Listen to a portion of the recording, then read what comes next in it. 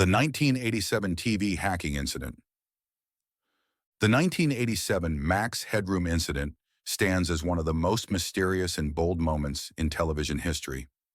On November 22nd, during the evening broadcast, two Chicago television stations were hijacked by an unknown hacker in a bizarre mass disruption that captivated viewers and authorities alike.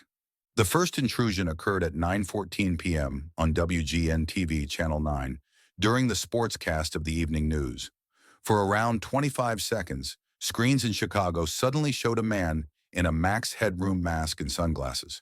The video had a dizzying, oscillating background, reminiscent of Max Headroom's animated signature style, created with a piece of corrugated metal rotating behind the figure.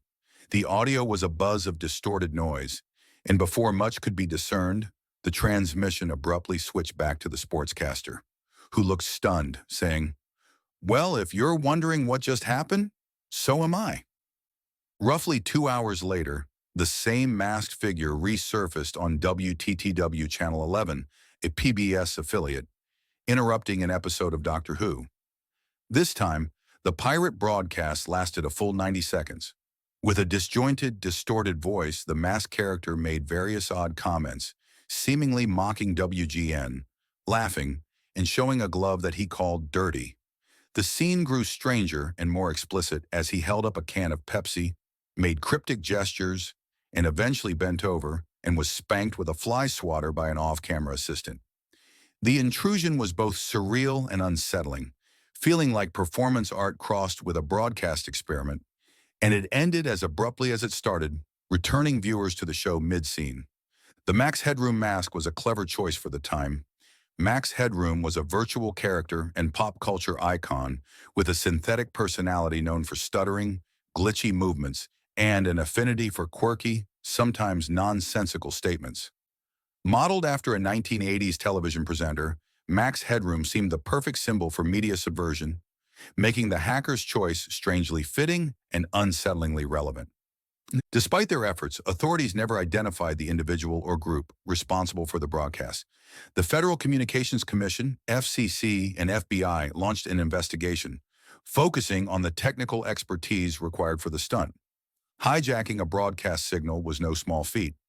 It required equipment strong enough to overpower the station's transmitter and transmit the pirate signal on the same frequency.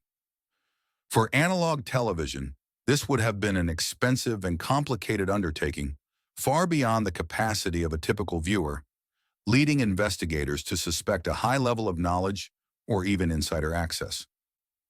The Max Headroom incident has become a staple of internet mystery and pop culture lore. While it was disruptive, the hijacking was relatively harmless, strange but not overtly malicious. Many people interpreted it as a jab at mainstream media, which was increasingly commercialized in the 1980s, or even as an anarchic form of art that used technology to subvert television itself. And the mystery around the incident has kept it alive in the cultural consciousness, spawning theories and speculations in forums and documentaries.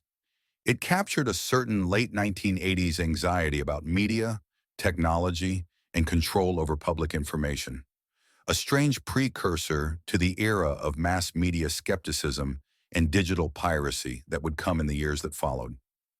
The Max Headroom incident remains unsolved to this day, and in the words of one investigator, "They got in, got out, and we still don't know how."